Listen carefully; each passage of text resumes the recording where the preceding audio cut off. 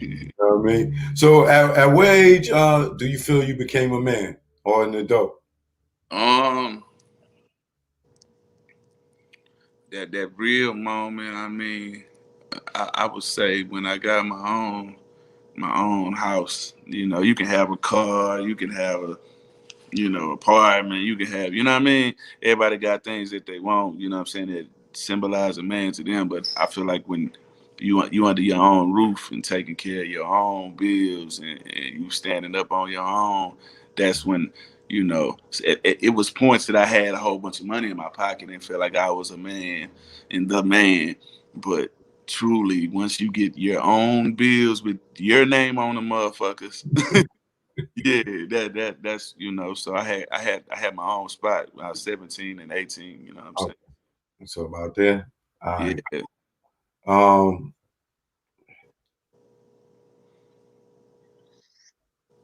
so what age was it when your career popped off?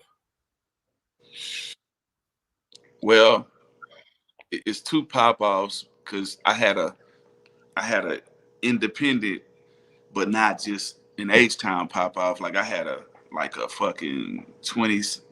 They used to call it the Chitlin Circuit, but my music still made it to the New Yorks and blah blah blah blah blah. So I would say like when the little flip wave is like, man, before the world knew, I would say like I was right at 18 was the first, 25 state pop off.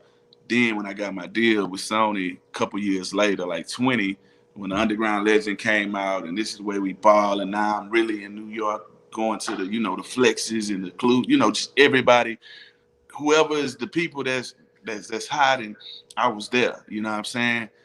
I knew that, coming from the South, you know what I'm saying?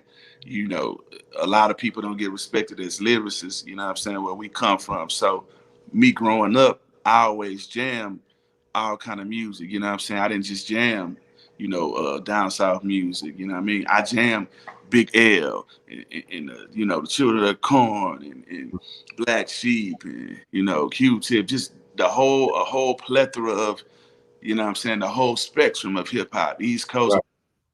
the Nas, you know what I'm saying, DITC, you know what I'm saying, like just the Ed Lover, just everybody, all the legendary names. So, 2020 is when I got that first deal, and then I was out there with This Is the Way We Ball. And see, it's really three levels of the And now what label is this? Columbia. Okay.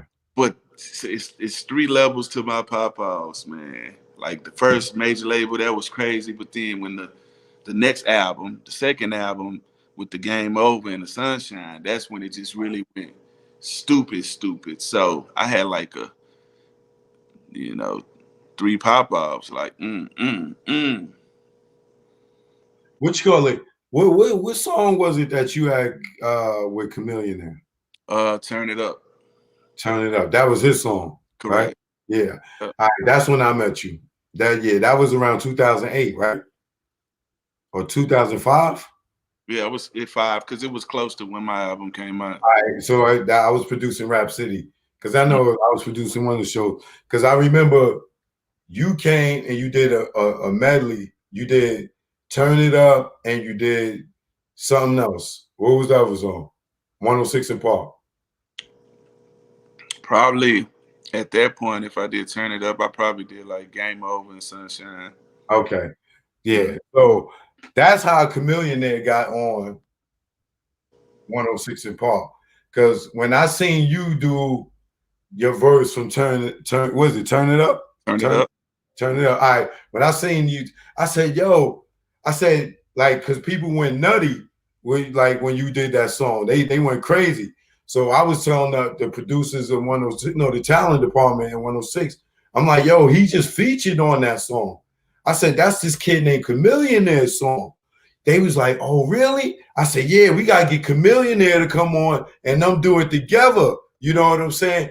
And they was like, oh. So that's how Chameleonaire got in the BET system, period. So once I told them that, they brought him on to do what you call it, to do that. and then I got him to do Rap City, and then that's how I met you when you did the medley joint when you came by yourself, and then when you started coming around more. But that's how I met Chamillionaire. The Chamillionaire, man, them niggas they owe me a plaque, nigga. Man. I supposed to got a plaque from him, a platinum plaque, and I had left BET, and they gave all the other producers plaques. And when I came back, I'm like, "Yo, where y'all get these plaques from?" And they like, "Oh, damn, what was her name? The rep for the label. Damn, I can't think of her name right now. She gave these niggas plaques. I'm like, I'm the nigga that brought the nigga on here and brought him in. Everybody got a plaque but me. I was tight about that. But that's still my nigga. I know that's some label shit. They ain't got nothing to do with him. You know what I'm saying? But that's how he got into the BET system. And then once he got on BET, that nigga was out of here because he had the Riding Dirty after that, and it was a wrap. You know what I mean? Krayzie Bone, and I'm about to interview Krayzie Bone next week for my podcast, The Truth Shall Set You Free. So that's crazy, man. It's dope, man. Like I got, and I'm about to. What's crazy? Yeah, I interview Krayzie Bone next week, like in a couple of weeks, actually, on the 25th. And then tomorrow I interview Pow Wow and Busy Bone for my podcast. So it's dope, like being able to grow up jamming people like Bone Thugs. Like I got 2 records with Busy Bone on my Underground Legend album. Like I got a record called We Ain't Scared. And I got a record called For DJ Screw with him doing the hook. And that was a surreal moment for me, man. I'm like, damn, man, I got 2 records with Busy Bone, man. And I got him singing about DJ Screw. Like, that shit was just so legendary for me, bro. And I'll never forget those moments, man. There's people like Devin the Dude, Busy Bone, Uncle Snoop. You know, like Snoop is a real mentor to me. And they always the same, you know what I'm saying? They did for me, you know what I'm saying, that they ain't had to do. And most of it was just knowledge and a few things with verses. You know, Snoop rapped on it. I had 3 remixes for Game Over. I had the Down South remix with me, Bun B, and Young Buck. I had a West Coast remix with Game and Snoop Dogg. And shout out to Game, because Game did that verse for me free. And he could have charged me, you know what I'm saying? I was like, what I owe you? And he said, nah, fuck with you, Flip, you know what I'm saying? And then I had an East Coast remix with me, Cassidy, and Young Chris from the Young Guns. So, like, I was like, man, that was some epical times for me. Yeah. So, what you call it? Let's talk about the Houston scene for a minute, right?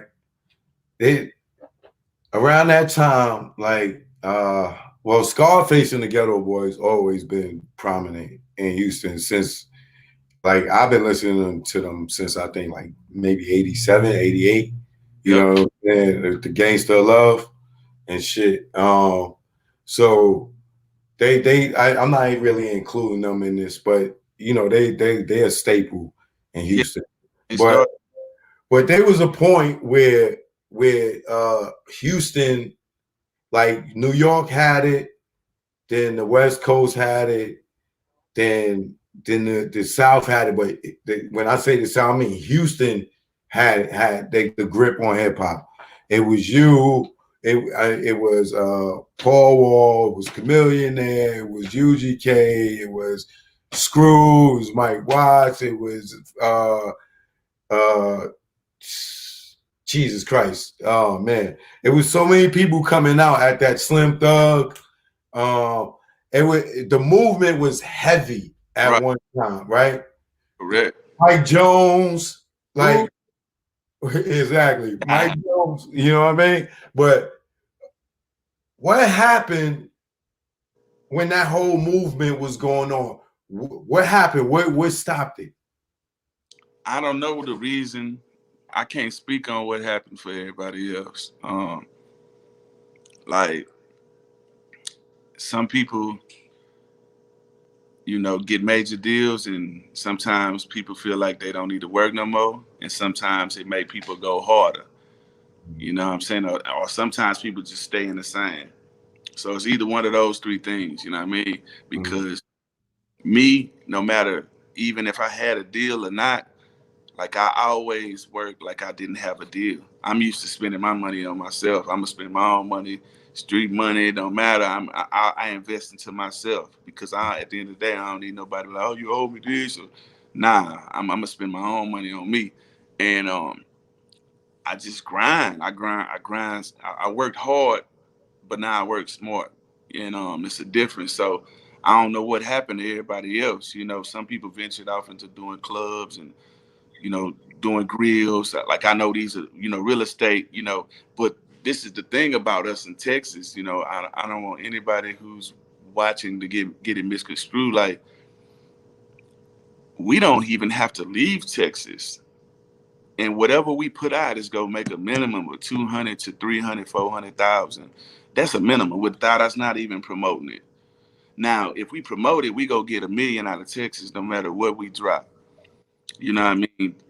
And that's if we don't want to leave Texas. So, you know, Right, that's because y'all the biggest state outside of California. man, yeah. So, and you know, we go everywhere. So it's like everybody just got their own pace that they like to work. You know, some people like to be in the media, some people don't. You know what I mean? Everybody got different personalities, but during all that, I know one thing: I never stopped. I never stopped. You know, putting myself in situations to get other bags. Like, not only do I do rap, I do EDM, gospel, R&B.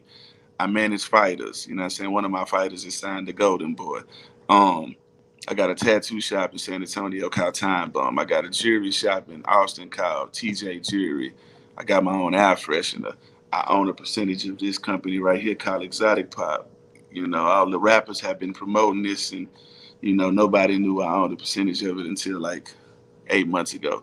So, you know, I've learned in this game, some of your businesses you put your name on, and some you don't, because Exactly. people that say they go, you know, support you and they fuck with you. You my dog, man. You know, they want to be at the shows, want to be on stage with you, and then you drop your album. So I'm gonna do a challenge right now. This is if he really your homeboy challenge. Like, if you're a rapper and you have an album or a CD or something that's out right now on iTunes, whoever you with right now, if he your homeboy, and tell him right now, pull up his iTunes, go through it and see if he ain't got your latest stuff in his playlist, he ain't your homeboy. So you got to support your own. That's all I'm saying. I'm the type of cat. If my right hand man, left hand man, or even the weakest link, but he's still on my team, if he's selling toilet tissue, hey man, say man, we finna sell toilet tissue. I'm finna help my guy. Like, and that's how all these other races are, you know, coming up. You know what I mean? Especially the Asian community. Like, they put their money in and they're frugal with their money. They don't have to be flashy. They don't have to, you know what I'm saying? I'm cool with a lot of Asians and Koreans and everything. Like, you know, I'm really diverse. And so, you know, that's the thing about my King Life movie that's coming out around Christmas. Like, it's a movie about unity, man, and you know, like transforming the hood into real business. Like a lot of people, they don't realize. Like my dad, man, he instilled me with the most wisdom out of everybody, even more than my grandparents, because he would tell me so much stuff as a kid, and then when I would see it, I would be like, okay, I know what this is. You know, it's like some real energy shit. I'm a real, you know, energy person. And so Right. I learned a lot, man. You know, taking advantage of every situation, man, utilizing your people, but not using your people. Right.